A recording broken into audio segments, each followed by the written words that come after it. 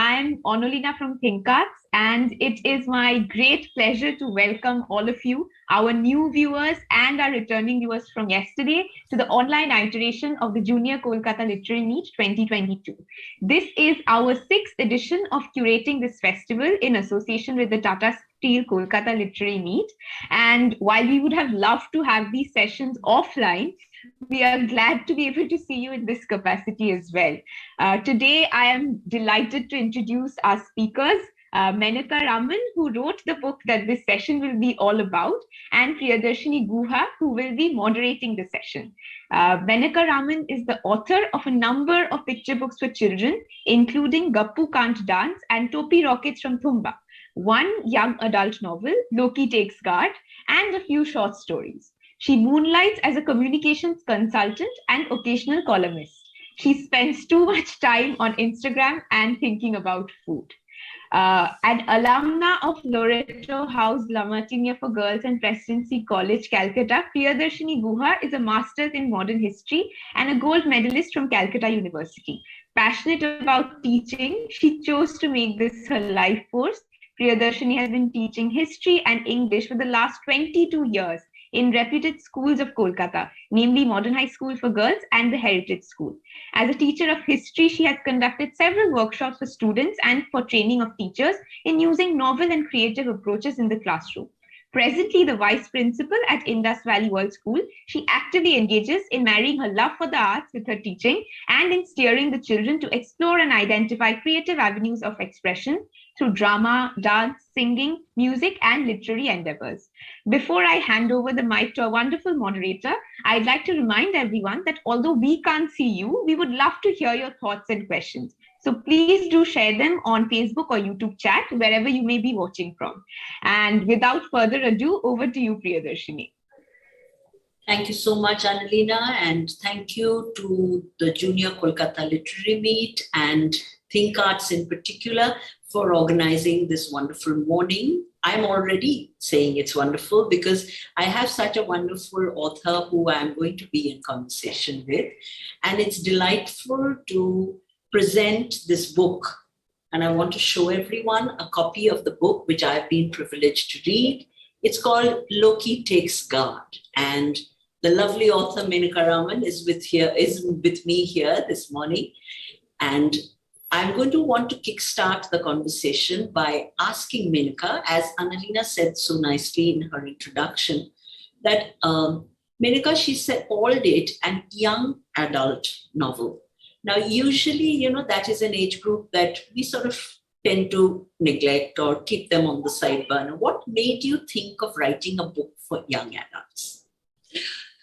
Thank you so much, first of all, everyone, for inviting me to be a part of the Kolkata Literary Meet, and to ThinkArts for having me and Loki come and share this morning with all of you.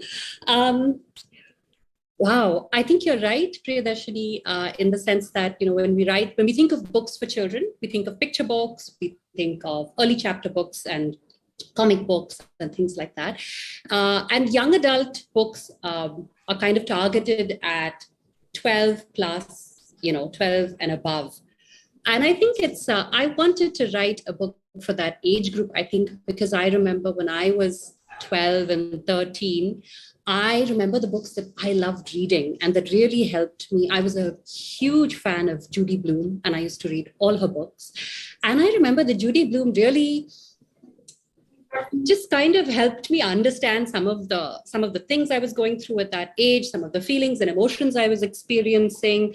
I remember reading her books and feeling a little less alone. So I think that age of 12 and above, when you're growing up, you're about to become a teenager, you're finishing up middle school, about to head into high school maybe also. I think these are years where there are a lot of questions, there are a lot of feelings and emotions, and I think books are sometimes a really great way to help us make sense of them and kind of process them and understand them. So I really wanted to write something for readers in that age group. I couldn't agree more, and particularly I have to tell our listeners, young people who are listening, and even, any age group for that matter, who are listening, Menka put it so beautifully that, that adolescent phase in our lives, we go through so much. And as you said so beautifully, there ain't enough people around to really help us process that. And I can't tell you, when I was reading Loki Takes Guard, it really took me back to my childhood. And, I was thinking of the fact that, there's so much that happens in this space here, physically for children as they're growing up. And that matters so much. So, I think it's time, Menka, for us to maybe give a little peek into the book. And may I request you to read one excerpt so that our our youngsters who are listening or our listeners, they get an idea of what Loki Takes Guard is all about. Absolutely. So this is the book, and just a really super quick introduction before I dive in and read from part of the book. So the book is about Loki. Her full name is Lokanayaki Shanmugam, and she absolutely hates her name Lokanayaki, and she insists that everyone calls her Loki. So Loki is 11 years old. She lives in Chennai, which is in Tamil Nadu, and she's absolutely cricket crazy. And there's nothing she wants to do more than to play cricket. So there's a local, league team in her neighborhood called the Temple Street Tankers.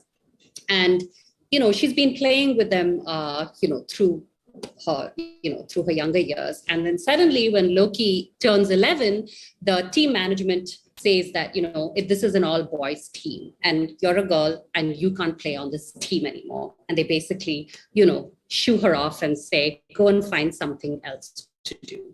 And the book is, of course, about how Loki finds a way to see if she can get a chance to play for this team. So I'm going to read a little bit from early on in the book. And Loki has found herself at the periphery of the ground where the Temple Street Tankers practice. So this is from chapter 2.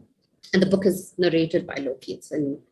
To the untrained eye, it may have looked like I was hiding behind the raggedy palm tree at the boundary of the playground, but I wasn't.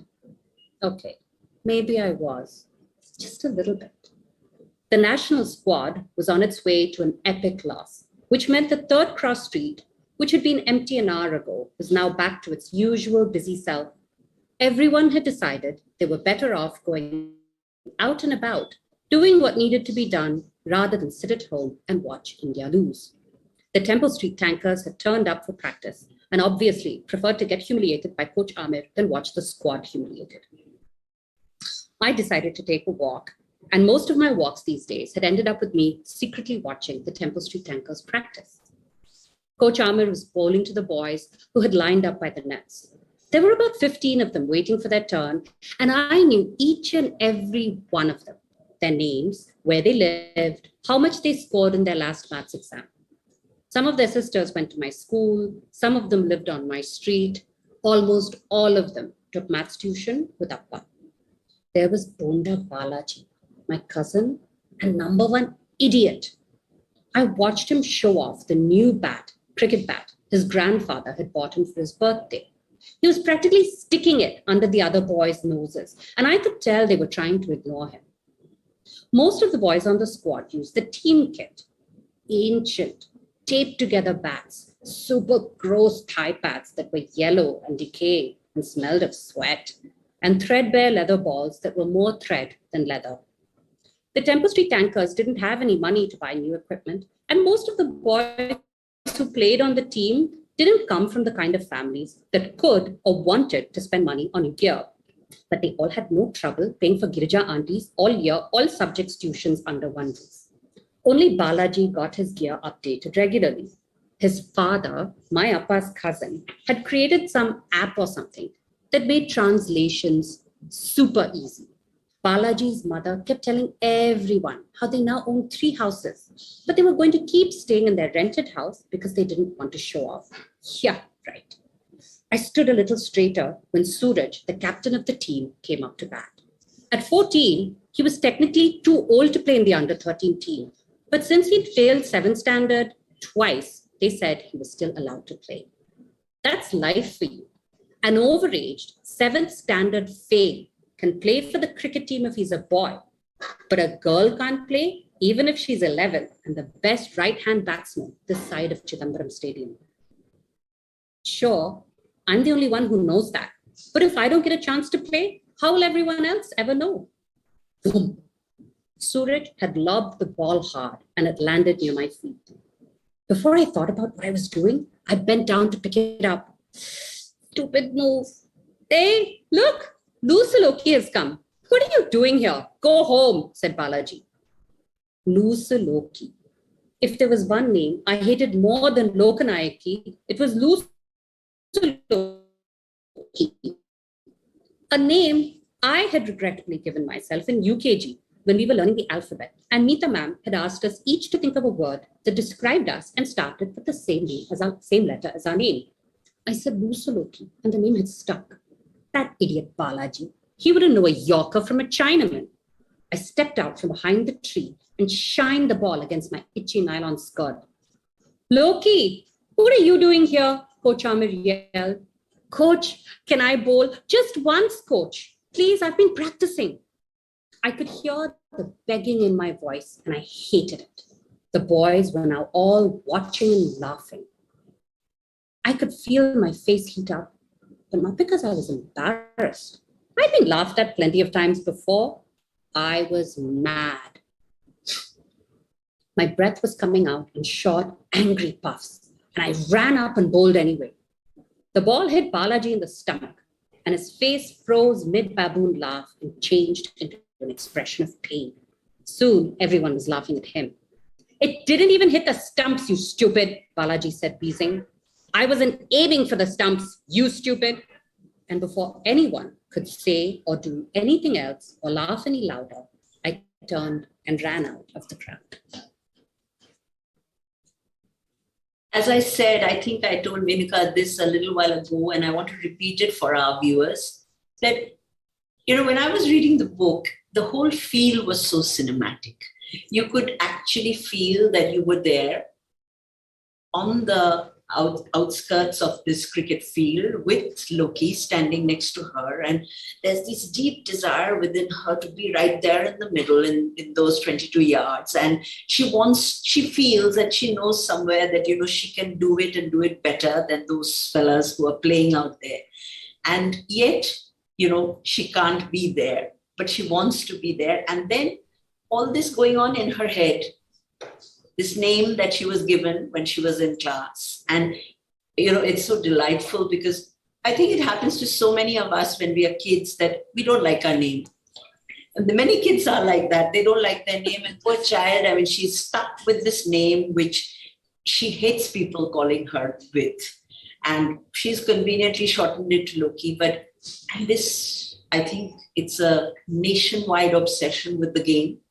And she's so deeply in love with the game. It's evident from the piece. And she wants to do that and wants to be right there. And the boys are watching and they're making fun of her. And then they don't want her to be a part of them. These are such common sentiments that, children encounter. And I could so well empathize with her being right there. And I felt as if, because as you said, Loki is the person who's writing the book. She's the speaker. And you could just sort of be there next to her and watch things unfold. And that brings me to the next stage, which is I thought was a very important stage in the book, where, for young adolescent girls, getting their periods is a very, very crucial thing in their lives. And what is a very typical thing for girls in our country, I don't know, maybe it is so abroad also, I don't know, but it's something that is sort of brushed under the carpet. Most girls are never spoken to about it, or they are not even mentally prepared by their, mothers or relatives that something like this could happen for them. And, it's also something that friends tend to make fun of. Children also can be very cruel. It's not always that people are very supportive. Of course, we have life friends who are very supportive, but children also can be cruel. And I remember very well, this was when I was in grade 5, and there was a classmate of ours who got her periods in the classroom. And none of us actually went forward to help. There were people who sat back and sniggered. others looked embarrassed and looked away. And then maybe, someone went up and told the teacher, and then my friend was led out of class and she was helped. So this is something that happens in Loki's life as well. And typically so, because the child she doesn't know what's happened to her. And the whole thing is sort of, she's sort of rushed into the thing and no one explains what happens. It's so typical. And then, what I found quite interesting is that there's apparently a puja that is held, which is supposed to be celebrating her attaining womanhood, I suppose. But she finds it quite ridiculous that there has to be a puja that is to be held. And what embarrasses her even more, and I could so identify with this girl over there, that she has to actually visit all the flats in her building, giving them sweets after the completion of the puja, which actually celebrates her becoming a woman. And that brings me to the next part. And Menaka, with your permission, I want to read that from the chapter. She goes from flat to flat. She doesn't like the fact that she's had to go. And but she has to, because her mom has given her strict instructions that she has to go and give the sweets. So there's this one lady, a single lady, who lives in a flat in the building. And she is sort of shunned by all the other people who live in the building. And that typically fascinates this young girl's imagination, that what is it about her that people don't like? So, and you know how it is with children, when certain things are forbidden, that attracts them even more. So there we have, and I'll read now from the book. So she's gone around and distributed the goodies, the sweets, and she says that she's outside the door and she says, I rang the doorbell and waited. Malti Akka opened the door wearing an old t-shirt and a pair of shorts. I couldn't help but stare. Very few girls wear shorts after the age of 8 on 10th Street. And Malti Akka is way older than that. Oh, hello, Loki. Malti smiled, staring back at my half sari. Don't you look festive? You mean I look like a Christmas tree, I said, scowling. Come in. So what's this all about then? I got my period, I mumbled, handing over the plate of sweets.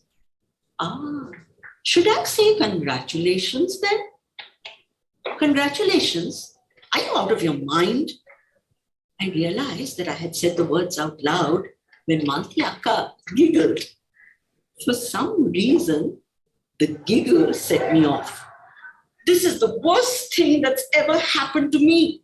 Worst. I'm bleeding from strange places. My stomach hurts. I'm sad. And I don't know why. And instead of trying to make me feel better, all I hear from everyone is, don't sit there. Don't touch that. They expect me to fold myself into a tiny, invisible thing and just not exist for 4 days. Plus, there are no white pants and jumping over puddles and winning tennis tournaments or being a pilot. Here, sit down. I'll get you some chocolate. I was pretty sure Amma would not want me to sit down and eat anything in Malti Akka's house. But at that moment, I didn't really care about what Amma wanted. I sat down on the floor, tucking the folds of the skirt underneath my legs and looked around the room. Malti Akka's house was the exact same size as ours, but that was where the similarity ended. Our house was pretty bare except for 2 mismatched plastic chairs and an old divan. Our walls had photos of dead relatives, gods, and Amma's tear sheet calendar. In fact, most of the houses in La Eiffel Abhirami were like that. But Akka's house was different. Her walls were yellow. Yellow! And she had pictures of not dead people on the walls, but real paintings of sunflowers and fields and an old black and white movie poster. She had cane furniture with pretty mirrored cushions on them and a large carpet with flowery patterns woven into it. But what really stood out in Maltiaka's house were the books. Stacks and stacks and stacks of books everywhere, in shelves, on the floor, on tables and chairs, and even under them. The only books in our house were IIST question banks and Amma's old Tell Me Why encyclopedia set that she refused to throw away. I'll stop there, Menaka, because let the rest be discovered by our authors when they actually read your book.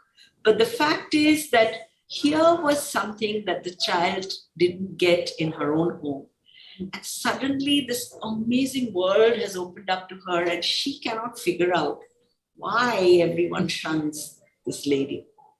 And I think we've all come across such people in our lives. You know, there have been these rebels who have made a niche for themselves, and they might be very talented people who have not really been understood or appreciated. And I think your book addresses that so beautifully in this particular character, who is elder to Loki, but Loki identifies with this lady. And this lady in her own way will play a very crucial role as the book unfolds.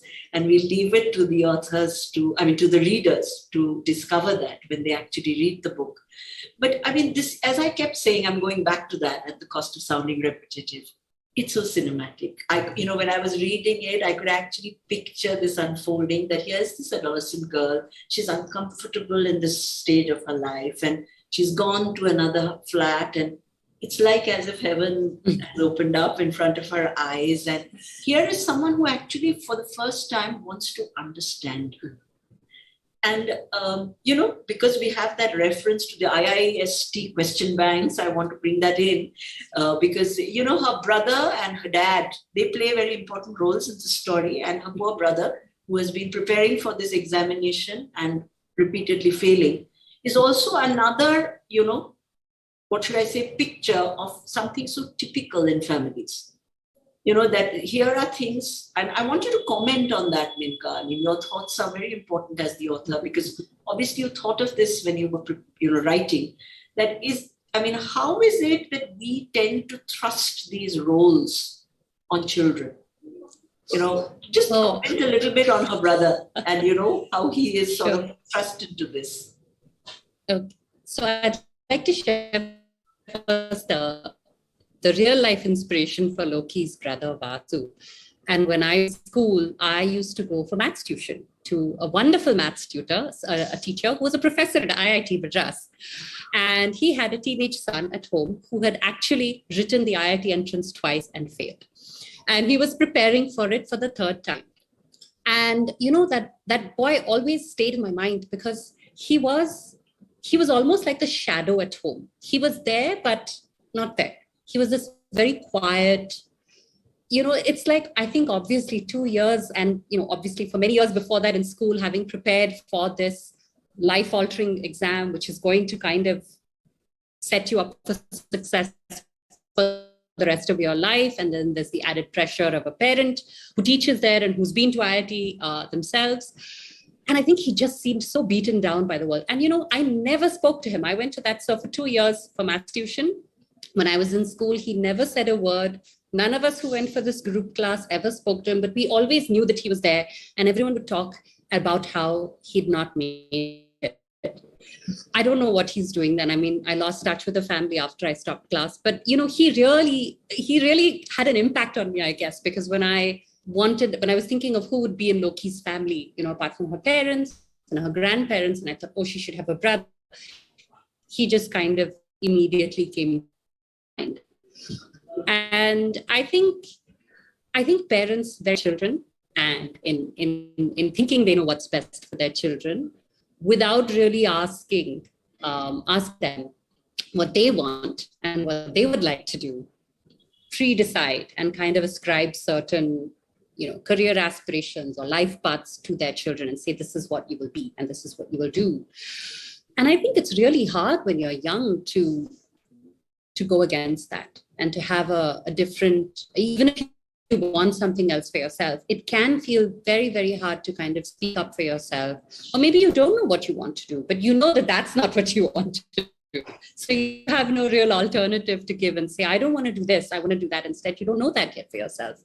Because we're all kind of asked to choose very early in life what our hopes for our future will be. So I think I fully empathize. And I think that's, Vasu, like you said, plays an important role in the book later on and in, Loki's aspirations. And I think he does that because in a way he knows that he didn't maybe have some of that opportunity himself. And he wants to kind of extend support to his sister in what she wants to do. It's so true because we sort of, as adults, we tend to ascribe these roles to children so easily.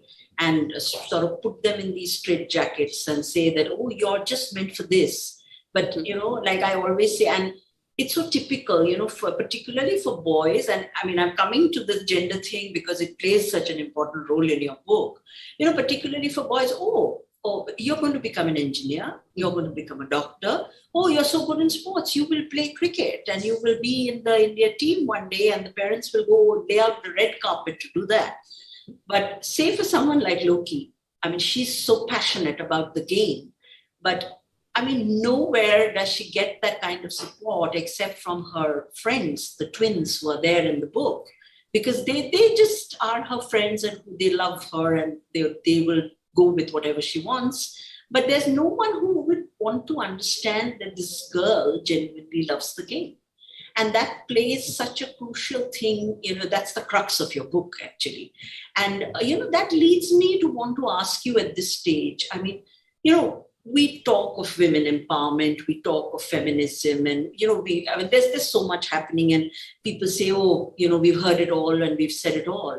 But the ground reality, even in the 21st century, I mean, this is my opinion, I want you to comment on it. I mean, what are your views? Do you think that has changed much? I would love to say that it's changed. And I think many things have changed, but I think it's changed for a really small percentage of the population. But I think for many, and I've been asked this when the book came out and I had a journalist interview me and she said, why did you write this? Because, we have Mary Kom and we have, the Foghat sisters who wrestle and we have so many women playing, sports. We have Smriti Mandana. We have all these, why did you make it sound like it's so hard? And I said, because, I'm sure if you went and asked these women, and we've seen in movies like Dangal, if you go and ask these women what it took them, and, the kind of hurdles they had to jump over, able to reach where they are today, you'll find that it must have been really, really difficult. And they must have had to overcome a lot of, hurdles first within their own home. And then you convince your family. And then maybe you step out and you see that the rest of the world is also not ready to accept that this is what you want to do. So I think women, apart from a very small, and I think even in our metros, in our, privileged class and caste families, I think even there, in the families that like to say we're very broad-minded and, our girls can do whatever they like, I think you'll find that even in those families, there are reservations, there are biases, there are things that people say that this is not what girls should do. So I don't think I think where women have arrived today, and I think all the things that we've achieved, we've had to kind of grab it and make it happen. Yes, things are easier than they were 20, 30, 50 years ago, but it's still not as easy as everyone would like to say. And as all the advertising and Women's Day ads and social media posts want us to feel that they are. True. I'd like to use a phrase that a dear friend of mine uses very often. It's work in progress. And let's keep on trying and soldiering on and, keep wanting to get there.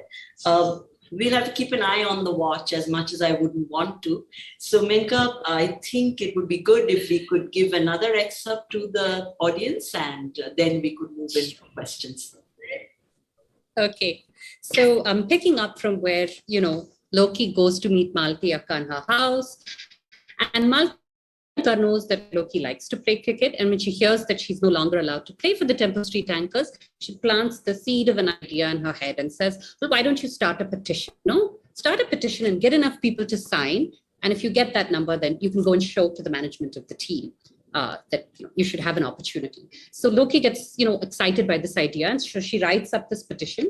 And then this is from a little later in the book, where she's out trying to get people to sign the petition. And she's approached the vegetable and fruit vendor who sits at the corner of their street, and his name is Thambi Uncle. So this is Loki. I watched Thambi Uncle carefully arrange the pomegranates on his cart, his brow creased in concentration. I couldn't tell if it was because he was focusing on what I was saying or on the pomegranate pyramid he was carefully constructing. I decided to be more forceful, so I jabbed my pen about when I made what I thought were some very important points. But this just made Thambi Uncle put his arm protectively around the fruits as though they were precious pink babies. Careful, he growled. No one wants to buy bruised fruits. I took a step back without taking a break from my carefully rehearsed speech. It wasn't as easy as delivering it to an actual person as it had been to my own reflection in the bathroom mirror at home. I clutched my clipboard with the petition I'd written attached to it and tried to avoid using English words as much as I could, but I couldn't help it. What was the Tamil word for discrimination, gender rights? If my Tamil teacher, Ilango sir, could hear me now, I'd get a whack for sure. After my visit to Malati Akka's house, I couldn't get the petition out of my head. The idea that a piece of paper signed by a bunch of people might help me play cricket was a little crazy. But seeing as my way, going and begging coach and being humiliated by the boys wasn't working, I decided it was worth trying. So I had written out what I hoped a petition was supposed to say and headed out to get people to sign it. Equal. You are talking to me about people being equal, Thambi Uncle interrupted. I like you, Papa, but what do you know about being equal? Your own mother won't give me a glass of water to drink from your kitchen. I opened my mouth to protest, but then closed it again. I knew he was right. Amma and most of the aunties in my flat had separate glasses and plates for Thambi Uncle, the Akkas who cleaned our houses, and Vicky Aya, who delivered the milk, and always had a packet of biscuits on her for Shivamani, the three-legged dog of her grocery. Thambi Uncle continued. You know what I'm talking about. See, they like to tell themselves that they are good people because they give me a glass of water on hot summer afternoons, that they give me 2-day-old idlis and sour curd that they're about to throw away. But is that really good? A funny look crossed Thambi Uncle's face, as though he was remembering the taste of the 2-day-old idli and sour curd. Thambi Uncle, listen! Ugh, I sounded like Amma.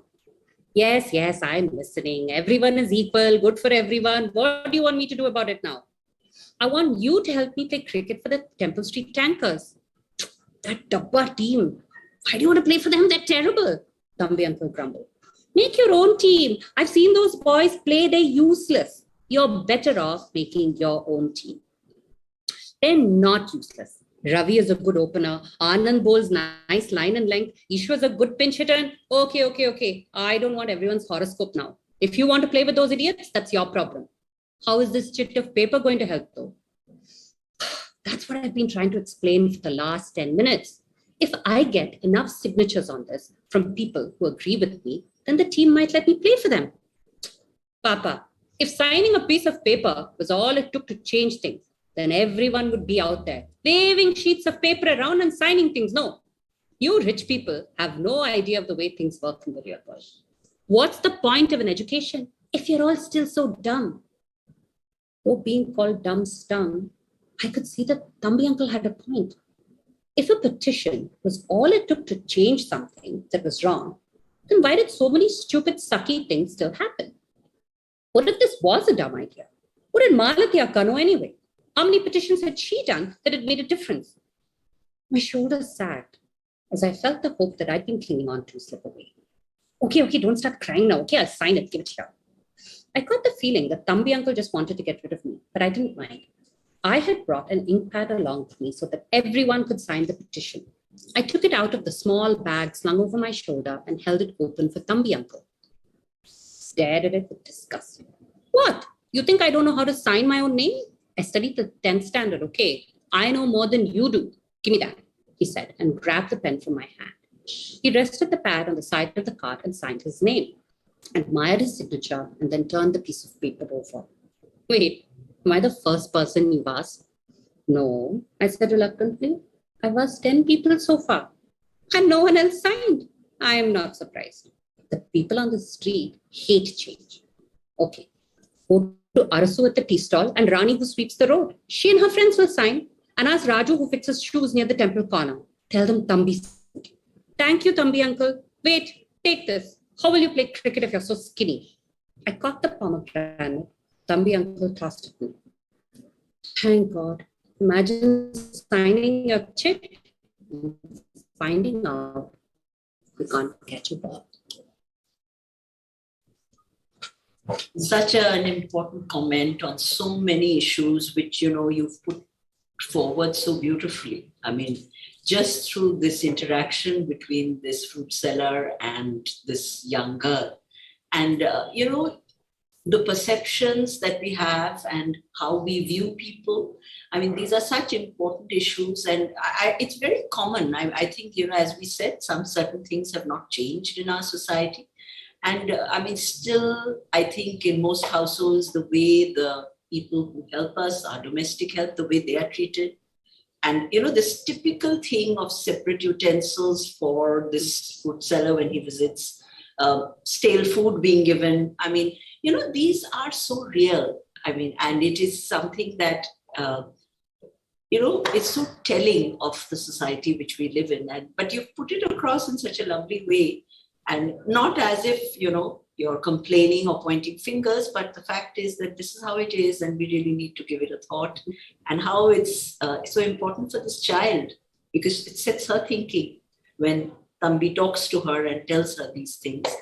So really hats off for you on, so putting it across so beautifully. As I said, sadly enough, Menaka, I have to keep an eye on the clock. And I think it's time for me to invite Annalena to, I've been delighted talking to Menaka. I could go on and on, but Annalena, if our young viewers or any viewer has any questions for Menaka as the author, it's handing over to you to ask them.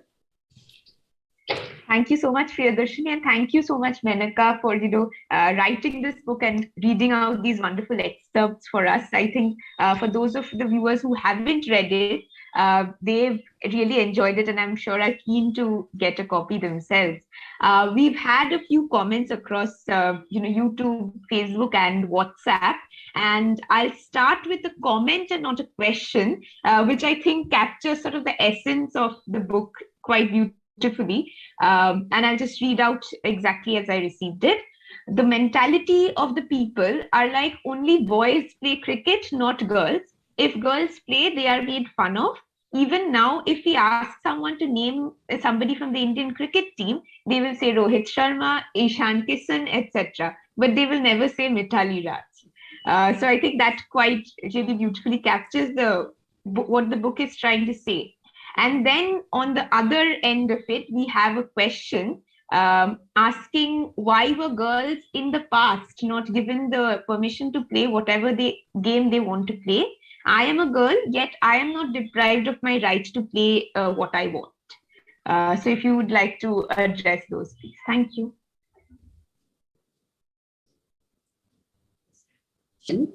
I'm so happy to hear that you're not stopped from playing and doing the things that you want to do, and you're able to go out and play all the games and sports that you like to.